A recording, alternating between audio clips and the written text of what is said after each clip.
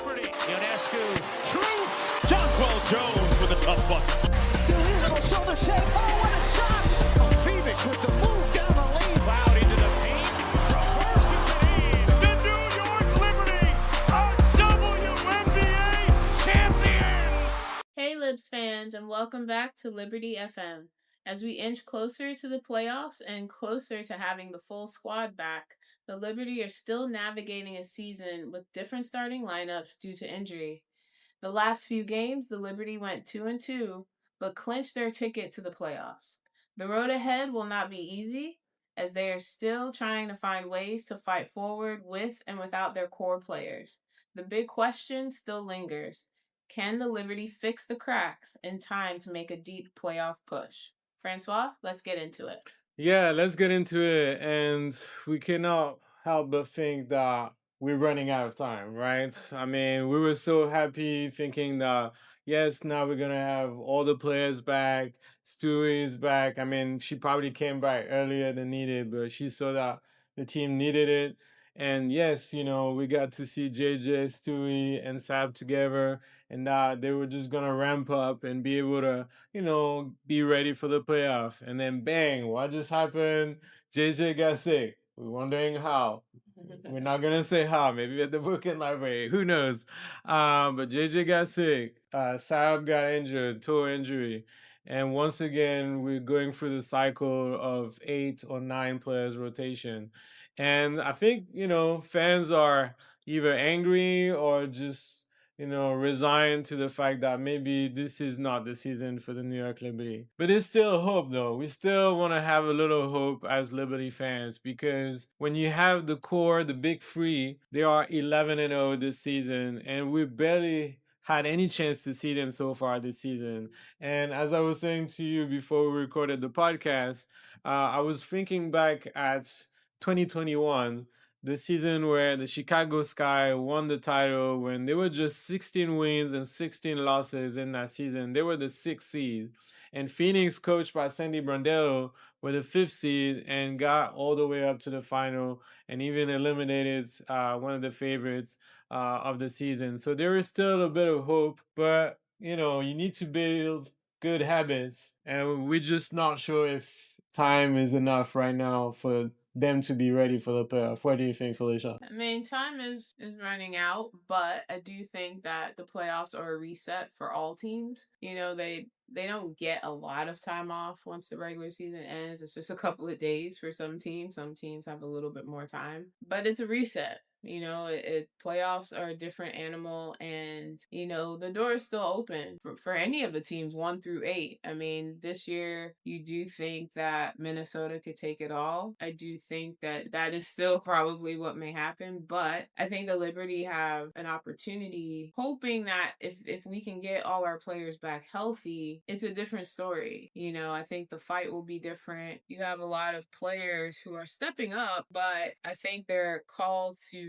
handle a position that they're just not used to. When you have some players that are used to coming in a few minutes here, a few minutes there, but now they're starting. Now they're on the floor a lot longer than what they normally expect. That's tough. That's tough for any team. I do think, though, that for the Liberty, I can understand even as a fan, the frustration, because you do have a great team, and we've seen other teams who have even more injuries than the Liberty fight and claw, even if they lose. You can tell that the effort is there, and I think that's probably the biggest frustrating part is the effort. And I don't know if that's both coaching and the players, it's a mental thing. But when I look at, and when you watch other games and you see other teams who have just as many injuries, you wonder sometimes, like, is it just lack of effort? Like, you question it because, example, Indiana lost, I don't know how many players already for the season. And yes, you even lost your star player, but they have been battling. You can tell when they're on the floor, they battle, win or lose. You could also use the example of the Golden State Valkyries, who also had their share of injuries and, signing up players. And regardless of who's on the court, they still play hard. Yeah, I think that's the thing is like they still play hard. And, again, basketball, it's a game of runs. Things happen in games where one team comes out really strong, the other team responds, and it kind of goes back and forth sometimes. But I do feel like for the Liberty being the champs from last year, I just feel like this year maybe the injuries either stunned them a bit into a place where this is really uncomfortable for them. They've never been in this situation. And I just don't think their response has been what anyone has expected. I think sometimes you're just looking for them to have that grit and fight on the floor, and there are games where you just don't see that. You see where it feels like when you have a bird's eye view, and again, I'm sure the players want to win. I'm not saying that they come out there with a losing mentality. I don't think that's it, but there is something where there's a laziness to it, and there is this lack of effort. And you've heard coaches on various teams when their teams aren't doing well, coaches always say you can't coach effort. Yeah. Like that's on the player. They can set the plays, they can do all these things for you, but you can't coach effort. And I think that's what we've seen sometimes with the Liberty is that spark and to really get the team going. And you realize that when Stewie wasn't there for so long that's who was missing.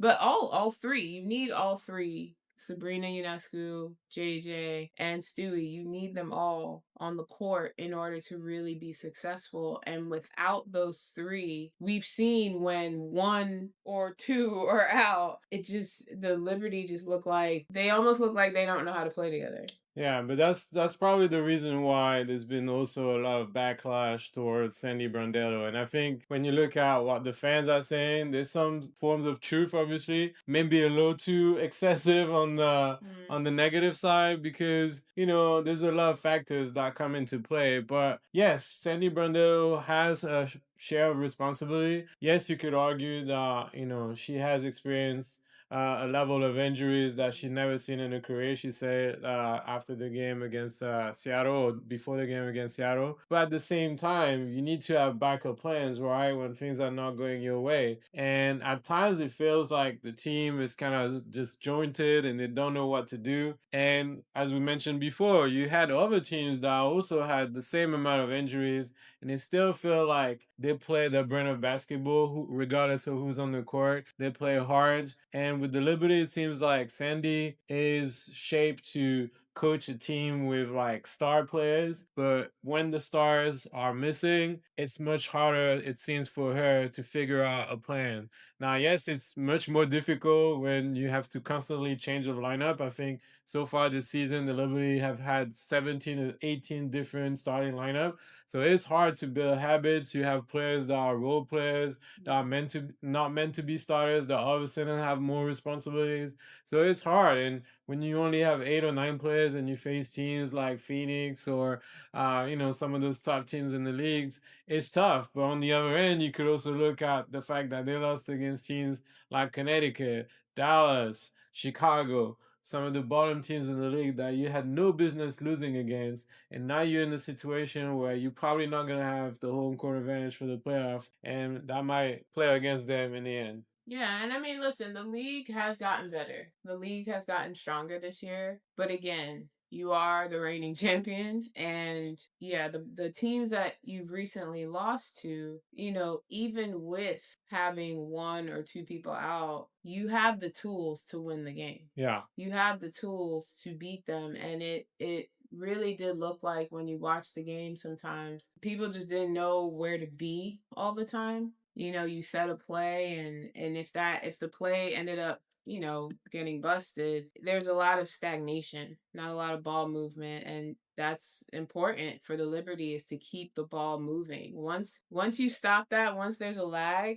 it's problems for the Liberty, and it's a problem for any team, but in particular, I would say for the Liberty, once the plan is busted, now they're trying to rely on somebody to shoot. And a lot of times, now you're only an 8-player rotation. A lot of times, the players that need to shoot are the people coming from the bench. And, yes, that you've had games where people like Izzy Harrison and Marine have gone off, in the game against DC. They did, everyone pretty much did extremely well. Again, DC was a tough team. They didn't make it into the playoffs this year, but you saw their run through the season even with their rookies. Those rookies had a great season, and kudos to them. But again, for the Liberty, you just had a moment where you could see, like, this is the team that you need to have. Like, Sab and JJ weren't in that game, but the Liberty played a lot better together. But I think what's harder is that when they go against the higher seeded teams, they struggle. And with the higher seeded teams, that is when you really need the core. You need JJ, Sab, and you need Stewie in the mix, because without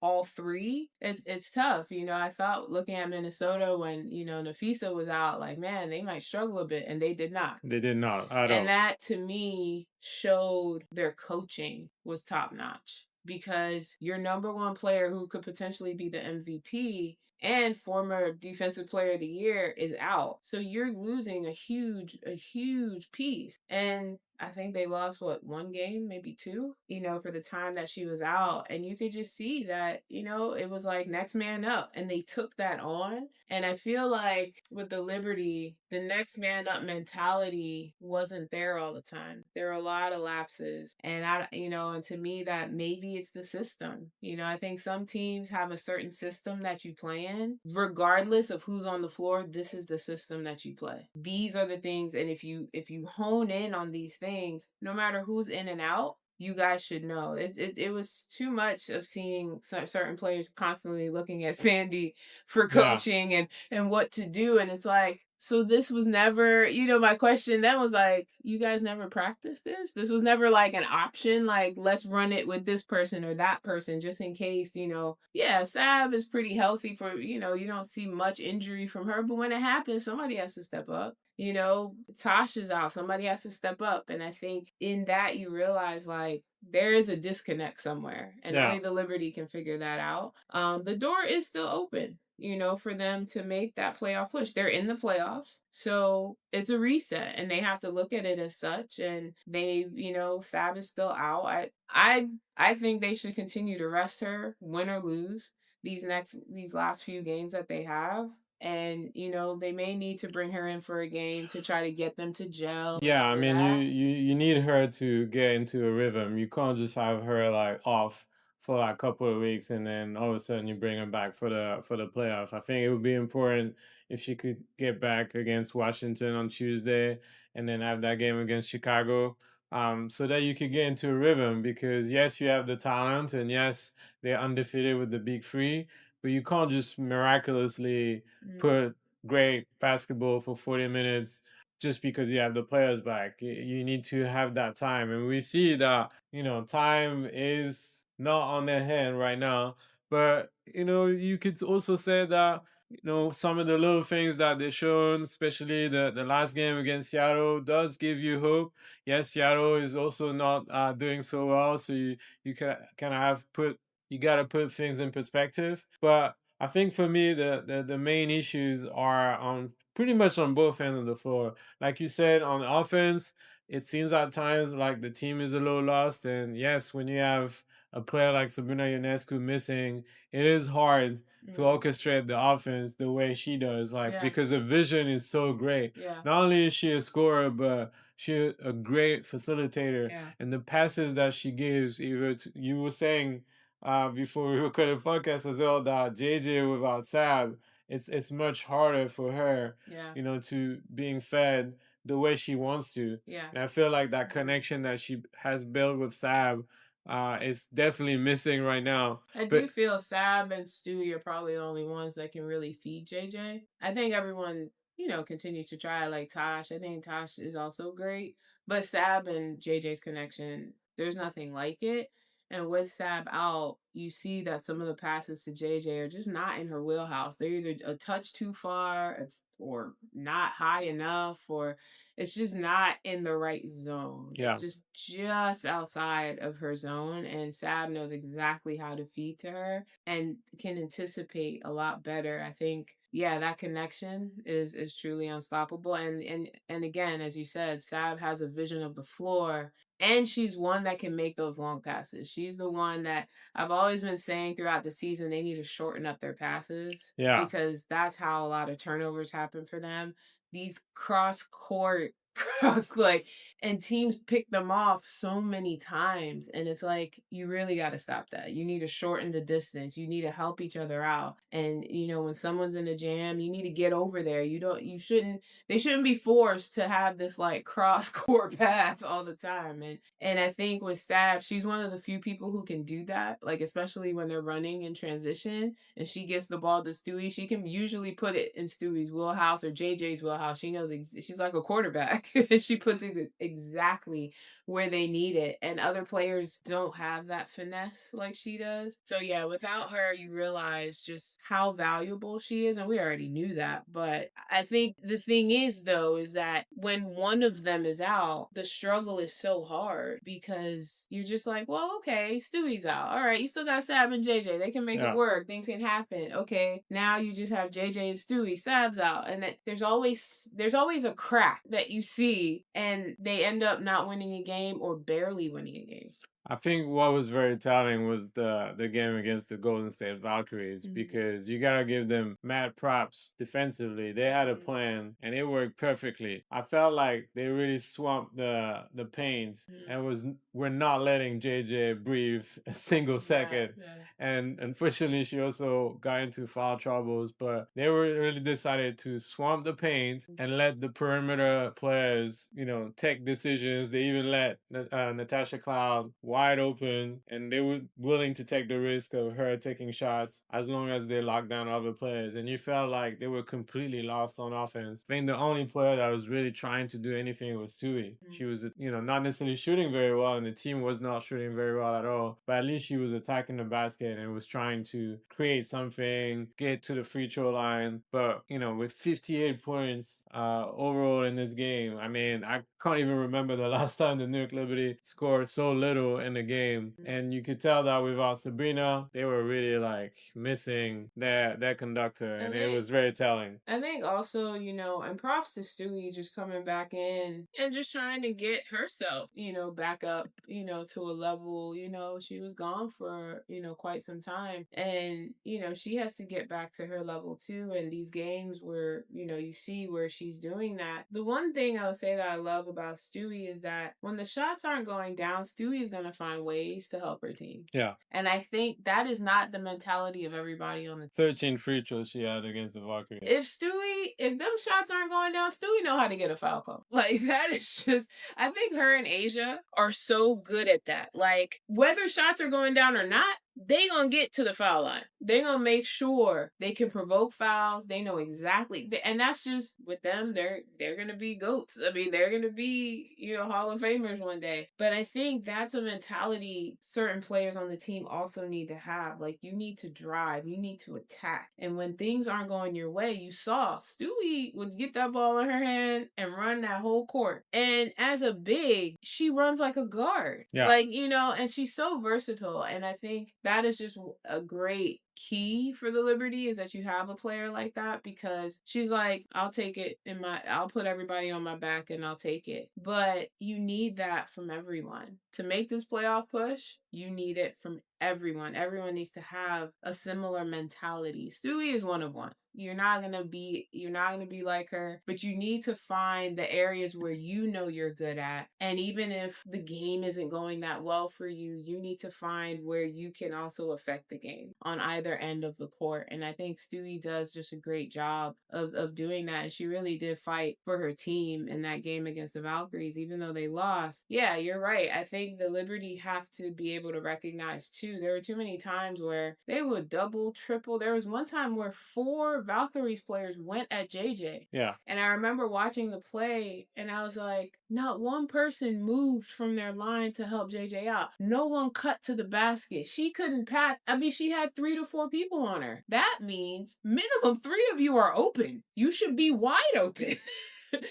Now, no one's cutting. No one's trying to help her out. They're just watching her from the 3-point line, it's like nobody wants to cut to the basket, try to help the girl out. Like she is just stuck. And that's the thing I think for the Liberty is understanding when you see your teammate in trouble, sometimes you don't necessarily have to be at the 3-point line all the time waiting for the ball to come to you. Sometimes you need a cut so she can shorten the pass. So she doesn't have to do some long pass to someone. Maybe she can shorten the pass. You can get the ball and make a layup. Yeah, like but sometimes it's the simple things. Like, and that's why I love Emma Mieseman. Like, I know Emma is just doing her best. Like, it's true. They need a body and Emma is there. You can't expect Emma to bail you out. Like, she is a piece that is supposed to help the Liberty go further and further into the playoffs. And I think she's also going to have an important role. But even Emma, you can tell how she keeps it simple. Like, she'll make her shot. You know what I mean? Like, she rarely misses. And I think for her, she'll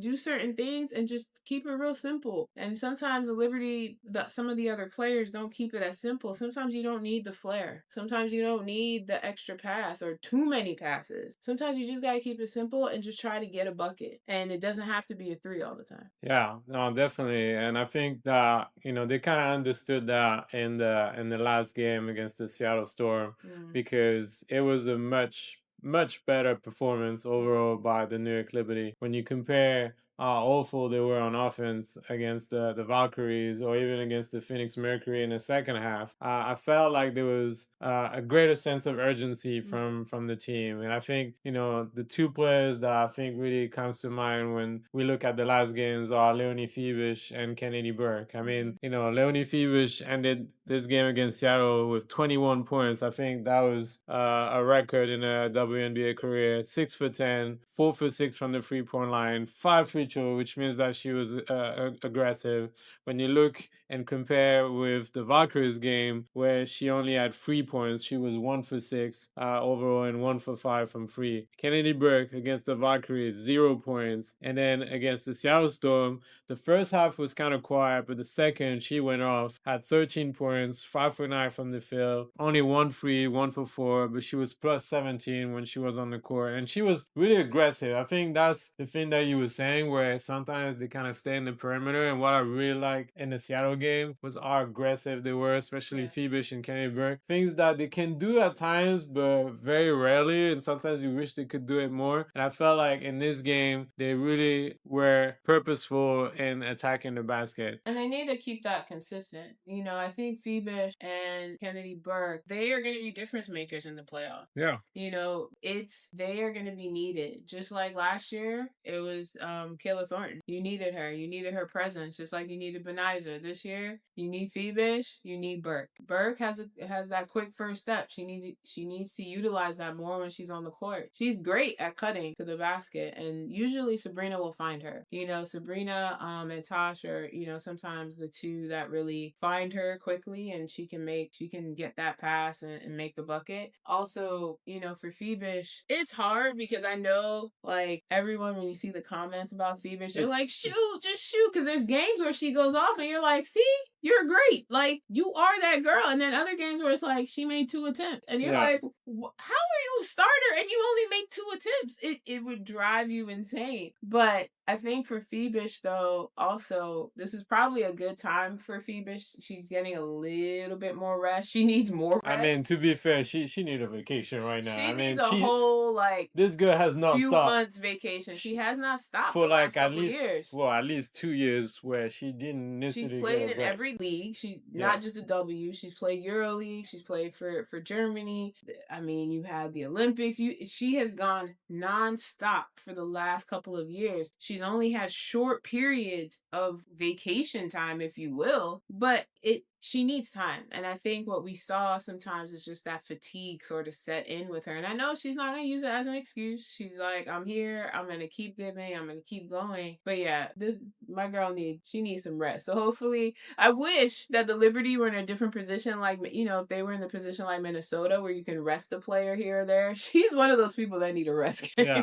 She just needs to sit for like a game or two and just kind of reset herself. But you need those two. You need those 2 players in Burke and Fibish to step up big time when the playoffs roll around. Yeah, and I think also what has been positive lately, and especially in that Seattle game again, was Breanna Stewart. I think you could tell when she came back against Connecticut and even the game against Phoenix, where you could tell physically she's not there just yet.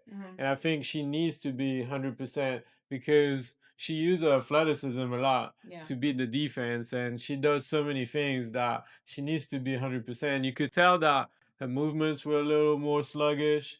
It was kind of like, I'm not gonna necessarily say easier for the teams to stop her, but you could tell like her pop was not there. And I think the game against Seattle, you kind of saw the old Stewie vibe. I mean, when you look at her stats, she was pretty much doing everything, not just offensively but defensively as well. I mean, she had 7 rebounds and 5 blocks. 14 free throws. 14 free throws. She was relentless. She was the Stewie that we've known since she came to New York, but even the ones that was in Seattle, this unstoppable presence. And I think when you have a Stewie at that level, that can sort of compensate for, sort of the things that we're missing and the players that are absent. So if you could have Stewie at that level moving forward, that would be very encouraging and hopeful for the New York Liberty.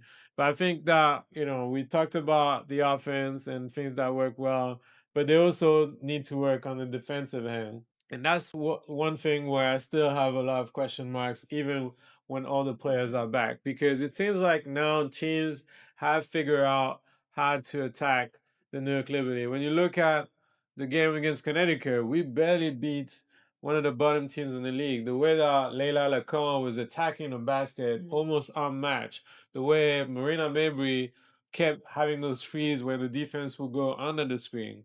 Then we saw against Phoenix where the first half was good, and then the second half they had no response. They were doing the pick and roll with Elisa Thomas, and they had no response for Elisa Thomas. She kept attacking the basket, pretty much unmatched. And we know that obviously physically she's a tough person to guard. But at least at some point you need to have a plan. You knew that she was gonna do those things. And when you put like Rebecca Garner against her, no disrespect, I love Rebecca Garner and she's been doing a good job with the little minutes she had. But you're not putting that kind of player against Elisa Thomas. That's not realistic. And then on the other end, you also had Kalia Copper, that quite often was wide open. Like the communication is not there on defense. And at some point, you need to fix those things. Because if you're not able to fix those things, then the teams are going to pick you apart. And I feel like each team knows exactly based on the strength they have, okay, this is how we're going to attack them. And it seems to work every single time. And I felt like I was really happy that finally, after 5 straight losses away, they finally got a win from the Barclays against Seattle. And I felt like that was probably the most consistent performance defensively that we've seen in a while from the New York Liberty. Yeah, I think what you saw is you saw their leader in Breanna Stewart say, "This is not going down on my watch. We're not losing this many games," and she put the team on her back with the struggles of some. JJ was sort of a non-factor in that game. It was actually he got foul trouble a lot. Yeah, I said that it was against the Valkyries. It was actually against foul trouble. She got some unfortunate calls that that would just boggle anybody's mind. But we're not going to make this about the refs at the moment. But Stewie put the team on her back, and the team followed. And with Phoebus and Burke being aggressive and stepping up, you see that with Seattle. I think for the coaching staff of the Liberty, you just have to put players in the right space. I think when you go back to the game against the Valkyries, Becca Gardner was the spark. Yeah.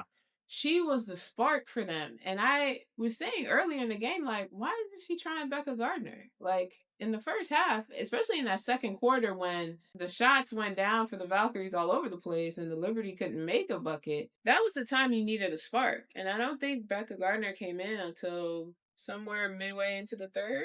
And the bleeding was heavy at that point. And so it was just like, now you're in this deep hole. And Becca Gardner was a spark, but you created such a hole for yourself that it was hard to climb out of. Yeah. It was super hard to climb out of. And of course you're fighting back, but you probably should have put her in much earlier. And I think that right there is a coaching decision. Like you have to know where the spark can come sometimes. And yeah, you don't always know, but it's the Valkyries. They're a tough team and they're quick. So then you need to match their quickness. You need to use the people that you have on the bench that are quick. Becca is quick. Like, you don't have somebody in Jalen Sherrod anymore who can just be a disruptor. I'm not saying she's going to get you buckets, but defensively, she's going to be an annoyance. And that's what you needed. You needed somebody that's going to bridge the gap. You needed somebody that was going to disrupt for you. And I think you brought her in too late against Phoenix. Yeah, she wasn't the right person. You should have put Izzy. Like, you could have used other people in those situations. You need to match. You need to try to find the match to what you're doing. Like, to me, the Golden State Valkyries, you had a lot of speed, and you need somebody who can match that.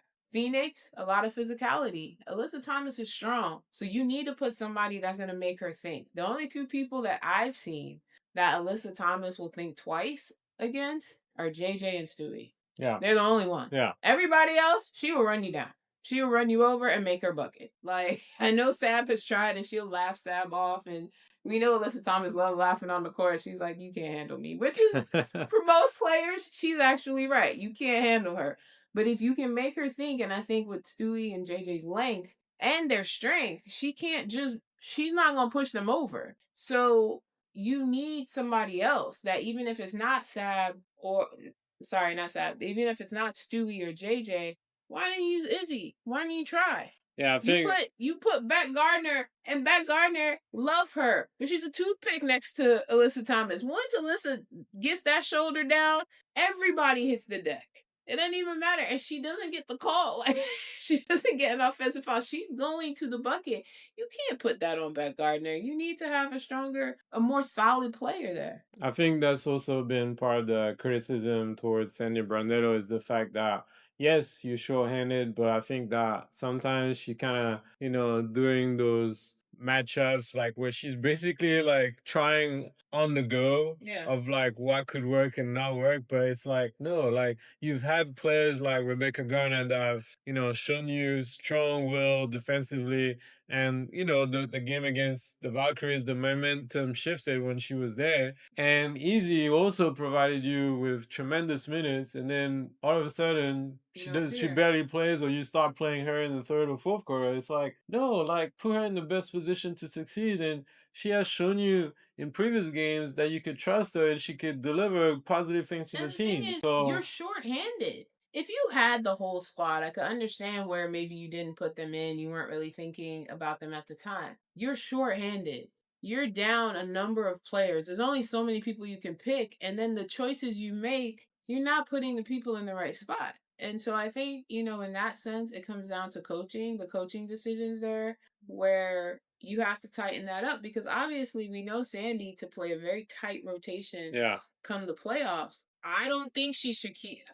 I think depending on who they're playing, you have to be careful on how tight you keep it, because some of these players, like Stewie, like Sab, coming back from injury, you don't want to push it too fast in the first round. You got to use them, but you don't want to go too crazy and have anybody get re-injured. And so she really needs to kind of hone. And it's hard because you've had so many lineups that it's hard to try to figure out who's going to be this quote unquote 8-ish player rotation in the playoffs, because that's pretty much what you played with for most of the season. But now hopefully you get the core back, but those other players deserve some time on the court. Yeah, but the thing is that time is running out, as we said at the start of the podcast. And the first round of the playoff is not going to be a walk in the park like it was last year. Last year, the New York Liberty had the home court advantage for the whole playoff. And they faced in the first round an Atlanta team that was talented, but we knew was not necessarily coached probably the best way, certainly not the same as they've been coached this year. Mm-hmm. And I think they brought more talent this year. They're better coach. They had their share of injuries also last year. So you knew that, they were going to face some challenge to New York, but overall New York, I didn't feel like New York was really that scared or rattled about facing Atlanta in the first round. Now, this time around, this year, it's a different story. And right now, it could potentially be Phoenix against New York in the first round, with Phoenix having the home court advantage. And so far this year, they seem like they've been a matchup nightmare for the New York Liberty, even though the only times that they beat the Phoenix Mercury is when they had the big freeze. So that still gives you a little hope. but it's not gonna be a walk in the park. So you're gonna have to play your star players, whether you like it or not. Yeah. And who knows what will happen. So we're wondering what could happen. Can they flip the script, turn the engine, and show a complete different basketball, more intensity, more sense of urgency? I think they can. The problem is, will they be capable of doing it? That's a different story, because they haven't been able to play as a full team most of the season, and it's hard in this situation. But Sam is saying it all the time that, you know what, the playoff, it's almost like a reset. Not that the standings don't matter, because obviously it gives you the home court advantage, but everybody's going back to zero now. So clean slate, and who knows? It's not impossible to make it to the final without having the home court advantage, but yeah, the team got better, the league got better, so who knows what's gonna happen, but it's gonna be a tough playoff. I think it's also a reset for the coaching staff, not just the players. I think there are games where Sandy got out coached. That was pretty evident against the Valkyries and against some other teams that you could have won, but the other teams had a better game plan for the Liberty, despite who was on the court. And I think Sandy just got out coached. So this is also a reset for her whole team to come in, and it could be a little bit of a chess match between the coaches. Yeah, definitely. So there's 2 games left now for the New York Liberty, a home game and the last home game of the regular season on Tuesday against the Washington Mystics, and the last away game on Thursday against the Chicago Sky. I think that we do not expect less than 2 wins against those teams, and we do have a revenge to take against Chicago, who had beaten us the last time we faced them at the Barclays. And I think it would be a good opportunity for the team, to prepare themselves. It's kind of like a practice, as you may say, for the playoff. And after that, the playoff are starting already next week, end of next week, or this week if you're listening to the podcast as we're recording on Sunday. September 14th is when the playoffs are starting. We do not have the schedule just yet, but at this moment, it's very likely that New York will face Phoenix in the first round. They still have a slim chance of being fourth, but it would require for the Las Vegas Aces to lose their last 2 games, or 3 games. I think they have 3 games left, which is very unlikely considering that they're on a 13 winning streak and they're facing the Chicago Sky twice in those last 3 games. So we'll cover the last 2 games and kind of project ourselves into the first round of the playoff this coming week. But thank you so much, guys, for listening to our podcast. I know it's been a long and tough season, but we're all in this together, and we're definitely looking forward to the playoff. And so, as we always say, Felicia, let's go Liberty!